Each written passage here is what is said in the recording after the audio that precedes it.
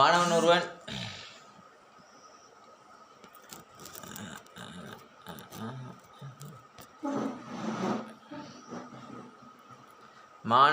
ஒருவன்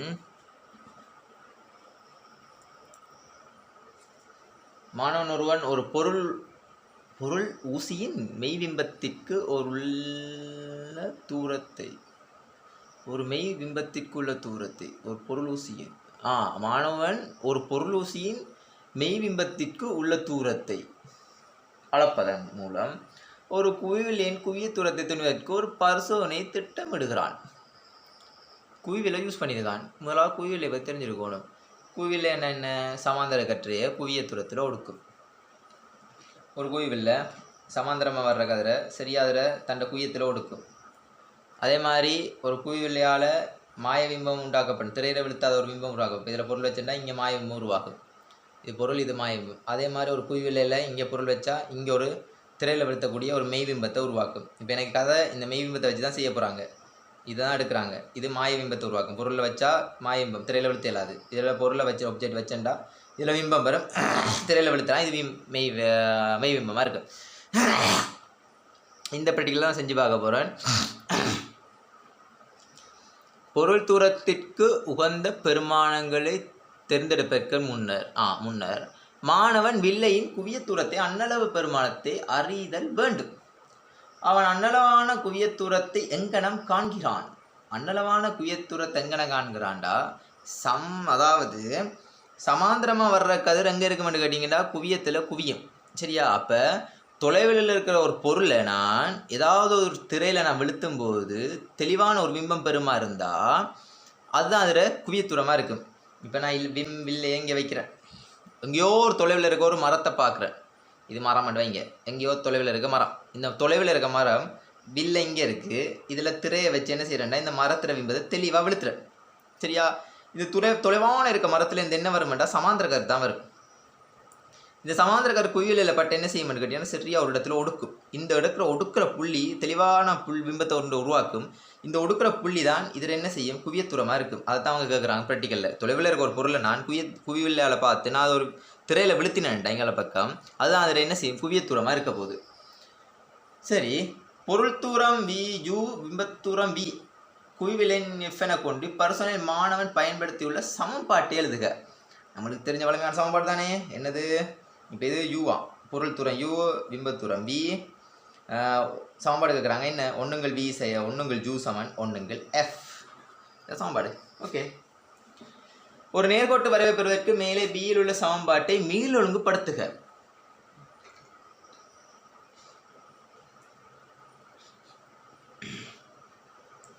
அப்போ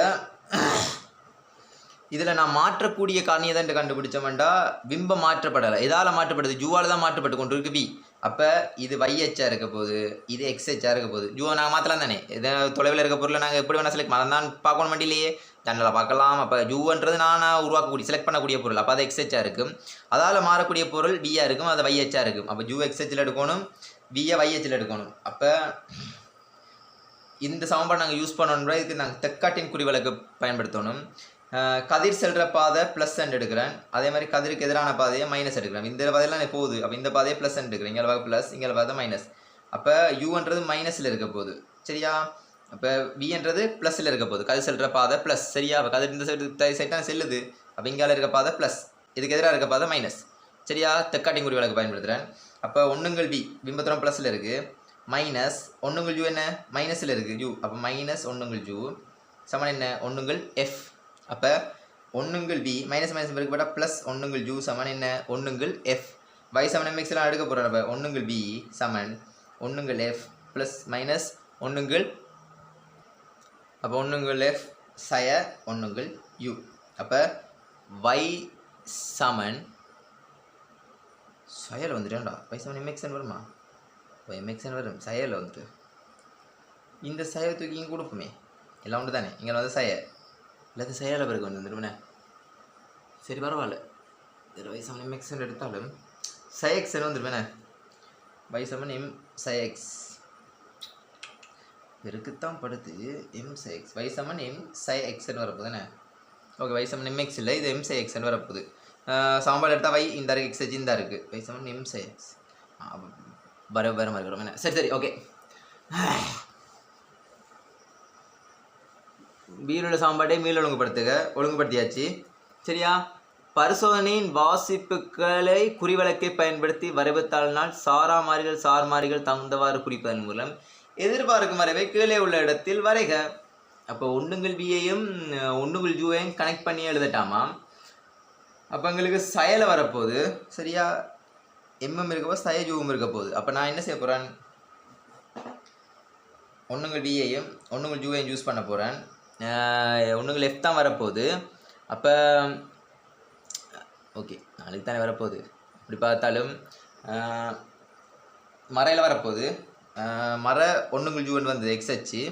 அப்போ எக்ஸ்ஹெச்சு மறையெல்லாம் வரப்போகுது. எங்களுக்கு மரதானத்தில் வரப்போகுது வி நேர்தானத்தில் வரப்போகுது. அப்போ நேரும் மறையும் எங்கே இருக்குன்னு கேட்டிங்கன்னா அங்கால சைடில் இருக்குது. நேரும் மர சைட் தான் வரப்போகுது. அப்போ ஒன்றுங்கள் வி அப்போ ஒன்றுங்கள் ஜூக்கும் ஒன்றுங்கள் இதுக்கும் தான் கனெக்ட் பண்ணியிருக்கேன். அப்போ பார்த்தீங்கன்னா இதை வச்சு சும்மா யோசிப்போமே. இப்போ பொருள் தூரத்தை நான் கூட்டிகிட்டே போகணுண்டா பிம்பத்தூரம் என்ன செய்யுமென்று கேட்டிங்கண்டா பிம்பத்தூரம் இது பிம்பத்துக்கு எடுத்துறேன் பொருள் பிம்பத்தை விழுத்த போகிறேன்னு இதுக்கு யூஸ் பண்ணுறேன். சும்மா குவியத்துக்கு யூஸ் பண்ணேன். யூக்கும் வீக்கும் தான் யூஸ் பண்ணான். மட்டுக்கு மட்டாக தான் வரப்போகுது. அப்படி பார்த்தோம்டா நாங்கள் ஒன்றுங்கள் ஜூவை கூட்ட கூட்ட கூட்ட கூட என்ன செய்யணும் பிம்பத்தூரம் குறைஞ்சிட்டு வரும். இதுக்கு நாங்கள் டிரெக்டாக யூஸ் பண்ணலாம். எப்படி சொல்கிறதுக்கு வை ஒன்றுங்கள் வி சமன் ஒன்றுங்கள் எஃப் செய்ய ஒன்றுங்கள் ஜூ. அப்போ ஒன்றுங்கள் ஜூன்ற பெருமானத்தை நான் கூட்ட கூட்ட கூட்ட கூட்ட என்ன நடக்குமென்று கேட்டிங்கன்னா ஒன்றுங்கள்ன்ற வீர பெருமானம் என்ன செய்யணும்னா குறையும். இப்படியா பாருங்கள் ஒன்றுங்கள் ஜூவை நான் கூட்ட கூட்ட கூட்ட என்ன செய்யணும்னு கேட்டிங்கன்னா இந்த பெருமானம் குறைஞ்சிட்டே வரும். ஒரு நாங்கள் மிக்ஸில் ஜோதிச்சோம்னா வழியாக வழங்கும். இந்த பெருமானத்தை நான் கூட்ட கூட்ட கூட்ட கூட்ட இந்த பெருமானம் என்ன செய்யணும்னா எனக்கு குறைஞ்சிட்டே வரப்போகுது. அப்போ ஒன்றுங்கள் ஜூவை நான் கூட்ட கூட்ட கூட்ட என்ன செய்யணும்னா ஒன்றுங்கள் வி குறைஞ்சிட்டே வரும் எனக்கு. இது நான் இந்த சாம்பாட்லேருந்தே யூஸ் பண்ணியிருக்கேன். நான் வடிவா ஜோதிச்சு பாருங்கள் 10 ஒரு பெருமானம் இருக்குன்னு இதில் நான் இதை கூட்ட கூட்ட கூட்ட இது குறைஞ்சிட்டே வந்து கொண்டு இருக்கு 10 சரியா. இப்போ சும்மா சொல்கிறேன் எஃப் ஒன்றுங்கள் எஃப் 10 எடுக்கிற நியமமாக படித்தரம் தானே இது 10 சய. இப்போ நான் இதில் 1 போட்டேன்னா என்ன வரும் 9 வரும். இதே 10 செய்ய 2 போட்டால் 8 வரும். 10 செய்ய 7 போட்டோன்னா சாரி 3 போட்டோன்னா 7 வரும். அப்போ எல்லாமே என்ன செஞ்சு குறைஞ்சிட்டு வரும். அப்போ என்ன செய்யும் ஒன்று கூட்ட கூட்ட இது குறைஞ்சிட்டு வரும். இதுலேருந்து நான் இதை வரைவக்கறி இருக்கேன்னா எங்கேயா இடர்பட்ட ஏதாவது ஜோசிக்க தானே வரும். இதுலேருந்து வரைவக்கறி இருக்கேன் இப்படின்னு யோசிக்கலாம். இல்லை டிரெக்டாக உங்களுக்கு கையில் படமே தந்திருக்காங்க. என்னென்ன படம் தந்திருக்காங்க அதை நீங்கள் யூஸ் பண்ணி பாருங்கள். வில்லையின் அன்னளவான குவியத்தூரம் 12 சென்டிமீட்டர். வில்லைண்டா வில்லை தந்துருக்காங்க. இப்போ வில்லையில் அன்னளவான குவியத்தூரம் எத்தனை கேட்டிங்கன்னா எஃப் சமன் 12 சென்டிமீட்டரா. சரி இருக்கட்டும் 12 சென்டிமீட்டர். பொருள் தூரத்தின் குறைந்தபட்ச பெருமானம் பொருள் தூரத்தில் குறைந்தபட்ச பெருமானம் 16.6 எனவும் உயர்ந்தபட்ச பெருமானம் 100 சென்டிமீட்டர் கொண்டு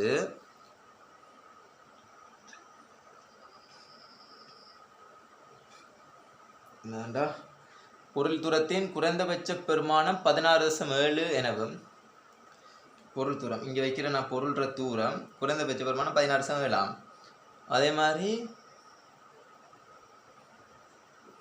எனவும் உயர்ந்தபட்ச பெருமானம் 100 பொருள் தூரத்தில் குறைந்தபட்ச பெருமானம் 16.7 உயர்ந்தபட்ச பெருமானம் எவ்வளோன்னு கேட்டிங்கன்னா 100 சென்டிமீட்டரா.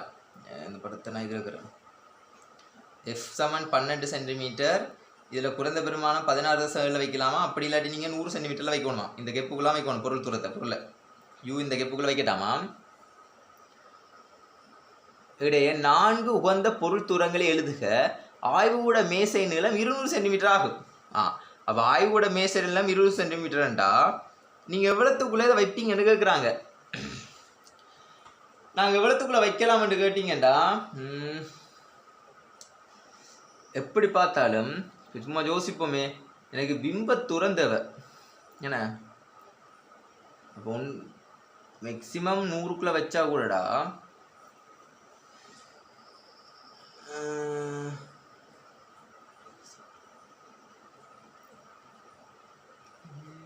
குவியத்தூரம் தந்துட்டாங்க என்ன 12 சென்டிமீட்டர் தந்துருக்காங்க. 12 சென்டிமீட்டரில் குவிக்கும் பொருள் 12 சென்டிமீட்டரில் குவிக்குமெண்டா. இதில் இன்னும் இன்னொரு தருவாங்க என்ன 1 6 பெருக்கினா 1 என நீங்கள் பயன்படுத்தலாம். 1 சரி 1 6 இங்கே பார்த்துருக்கேன் நீ 16.7 இங்கே வந்திருக்காங்க. இங்கே 167 6 பெருக்கியிருக்காங்க.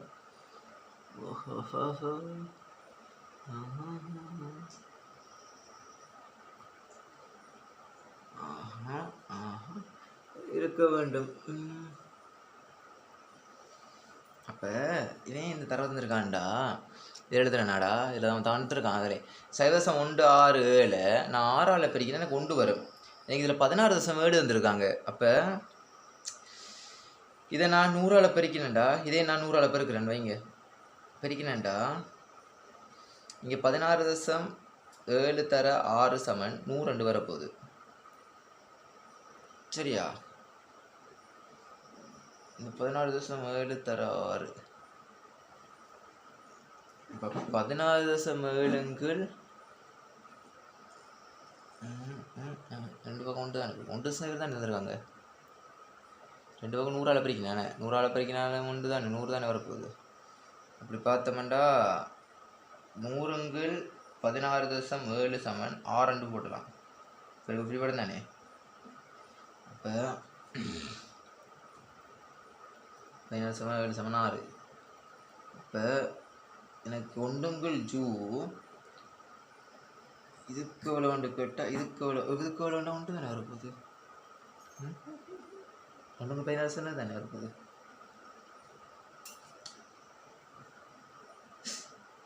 நாங்கள் அப்படி இருக்கலாம் என்ன. இப்போ 16.7 சென்டிமீட்டர் தானேடா வந்திருக்காங்க. சரி சரி சரி. இப்போ விம்பத்தூரம் 1 ஜூ தானே நான் கணிக்கணும். 1 ஜூ தான் கேட்குறாங்க. இழிவான 1 ஜூவை நான் கண்டுபிடிக்கிறேன். எனக்கு 1 ஜூ தானே இப்போ இதில் சவுண்ட் 1 ஜூ தானே எனக்கு தேவை. இப்போ தான் அப்படி 1 ஜூ இங்கே இருக்குடா. 1 ஜூ தேவை. இப்போ இதுக்கு 16.7 சென்டிமீட்டர். அப்போ நான் இதை மீட்டருக்கு மாற்றினேன்டா என்ன வருமானு கேட்டிங்கன்னா 0.167 மீட்டரின் மேல் 1. என்ன 1 ஜூ எழுதுறேன் இதுக்கு. அப்போ இதுக்குள்ள 1 எவ்வளோன்னு கேட்டிங்கன்னா 6. இந்த பாருங்க, இந்த 1 இதை 100ஆல் பெருக்க தேவை 1. சரியா? 1க்குல இந்த பெருக்க படுறீங்க பிரிபடும். பிரிபட்ட 1கள் 0.167 அப்படின்னா என்ன பெருமானா 6 போடலாம். அப்போ 6 இதுக்குள்ள வந்துட்டு. சரியா? 6 0.167. அப்போ 6 100ஆல் 6 இருக்கட்டும். அதே மாதிரி இங்கே எவ்வளோன்னு பார்த்தோம்னா 100க்கு 1கள் 100 0.167 தான் எனக்கு தேவை. 0.167 சென்டிமீட்டர்லாம் தேவை. அப்படி பார்த்தாலும் 16.7 தானே தேவை இதுக்கு.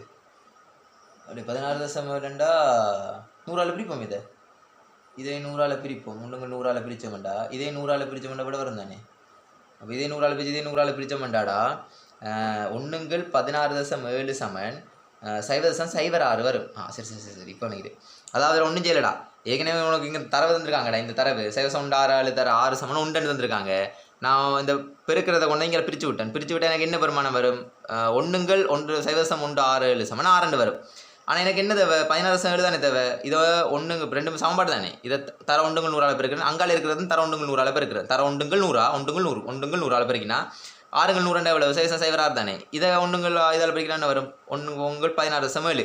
இதானே இந்த பெருமானம் தான். அதாவது 1 ஜூன்ற இழிவு பெருமானத்தை 1 16.7 போடலாம். அதில் பெருமான எவ்வளோன்னு கேட்டிங்கன்னா 0.06. அதே மாதிரி உயர்வு பெருமான எவ்வளோன்னு கேட்டிங்கன்னா 1 ஜூக்கு 1 100.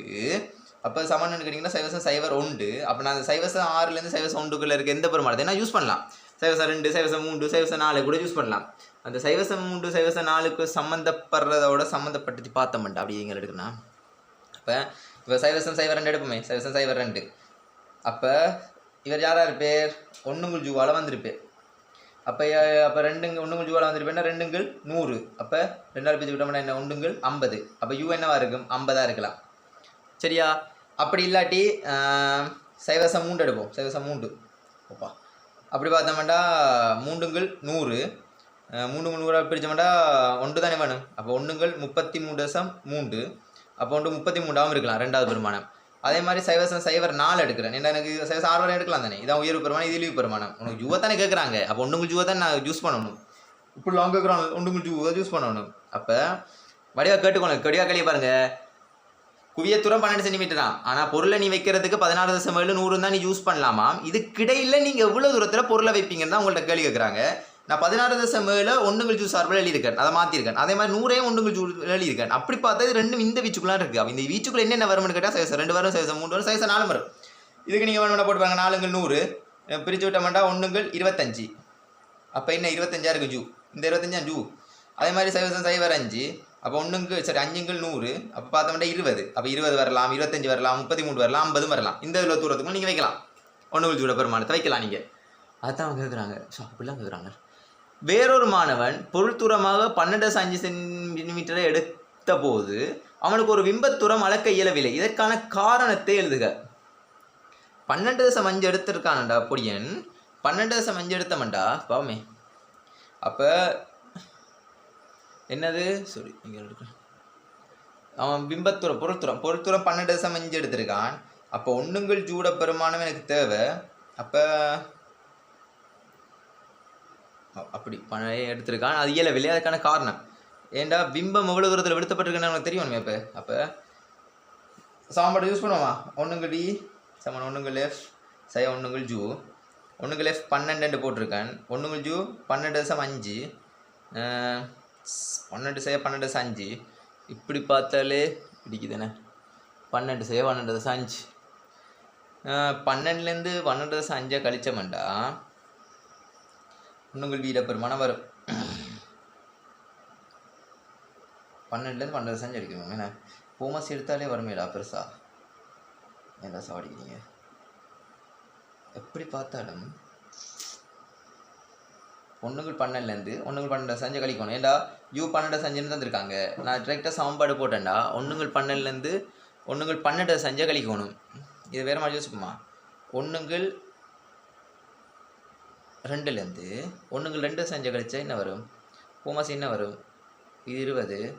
இங்கே அலுசுமா போடுறேன். இது கெஸ்மா இது போட்டதா? இது நான் போட்டு பார்க்குறேன். 1 இது என்ன சைவசஞ்சு தானே கூடி இருக்குது. அப்போ இதில் சைவசஞ்சு கூட்டுறேன். 2.5 என்ன ஒரே தானே தானே 2.5 அப்போ 25 எடுத்தேன் நான். போமாசி ஒரு 100 போடுவோமே. 5 வரைக்கும் 5 இதை 4 வரைக்கும் அது. அப்போ 1 வந்துடும். பிரிச்சா சைவசம் சைவர் 1 வந்துடும். என்ன அப்போ விட இப்படியும் மட்டுக்கு மட்டா சைவசம் சைவர் 1 வரப்போகுது. அப்படி பார்த்தா 100 கிட்ட வரப்போகுது. அப்போ சைவசம் சைவர் 1 வந்தால் இவர பெருமானம் மட்டுக்கு மட்டா இவரோட தான் வரப்போகுது. சரியா? அப்போ பிம்பத்தூரம்ன்றது ஏன் இயலவில்லைண்டா பிம்பத்தூரம் உயர்வாக வரப்போகுது உங்களுக்கு இந்த இடத்துல. வேணுன்ற இதை போட்டு கழிச்சு பாருங்க. நான் மெக்ஸ் படி சொன்னான். மெக்ஸ் படி பார்த்தோம்டாடா 12 செய்ய 12.5 இது உயர்வான பெருமானம். இதை விட இதர பெருமானம் என்னதுன்னு கேட்டால் தாழ்வு தான். வரப்போகிற விட 12ஓட நெருக்கமாக தான் வரப்போகுது. அப்போ பிம்பத்தூரம் எனக்கு 12 விட நெருக்கமாக வரப்போகுதுன்னு கேட்டிங்கன்னா தூரம் போகுது. அதாவது கூட தூரம் வரப்போகுது. ஆனால் எங்களுக்கு மேசை 200 சென்டிமீட்டர் தான் தந்திருக்காங்க. நான் 200 சென்டிமீட்டரோட இது கூட தான் போகும் இப்படி. சரியா? அப்போ 200ஓட கூட போகிறதால இந்த ஈக்குவேஷனை போட்டு பார்த்தீங்கன்னா 200ஓட கூட போகும்டா. ஆனால் இது கெஸ்ஸிங்கில் நான் சொன்னேன். 7 மாதம் கெஸ்ஸிங்லாம் சொல்லலை என்னால். அப்போ கெஸ்ஸிங்கில் சொன்னேன். என்ன இது செஞ்சு காட்டல அவ்வளோத்துக்கு. கெஸ்ஸிங்கில் சொல்லும் போது எனக்கு தெரிஞ்சது ஒன்றுங்கள் அதாவது மேசையை விட்டு கூட தூரம் இருக்கிறதால தான் என்ன செய்ய வேண்டாம் அவனால் பிம்பத்தை விழுத்து எல்லாமே இருக்கும். இரு குவிய புள்ளிகளையும் பொருள் ஊசி ஓ இடங்காணும் ஊசியில் கண்ணின் தானம் ஆகியவற்றை மற்ற முக்கிய உருப்படிகளையும் காட்டி பரிசோதனை ஒழுங்கமைப்பு பின்வரும் வரைபடத்தை பூர்ணப்படுத்துக. அப்போ இதுதான் எங்களோட திரை. சரியா? இதுக்கிட்ட என்ன செஞ்சுருக்காங்கண்டா ஊசி விளங்குறதுக்காக வச்சுருக்காங்க. இதுதான் ஊசி. இதான் என்னது ஊசி. இதெல்லாம் என்ன செஞ்சுருக்காங்கண்டா வில்லே ஒன்று வச்சுருக்காங்க. சரி, நடுவுலால் வில்ல போக முடியும். அப்படியே வந்து இதெல்லாம் இந்த எல் இருக்குது. எல் ஊசி இருக்குது. எல் இதெல்லாம் கண்ணை வச்சு பார்க்க போகிறோம். சரியா? இதுக்கிடையில் எஃப் இருக்க போகுது. இந்த எஃப் தூரத்தெலாம் வச்சுருக்கேன். சரியா?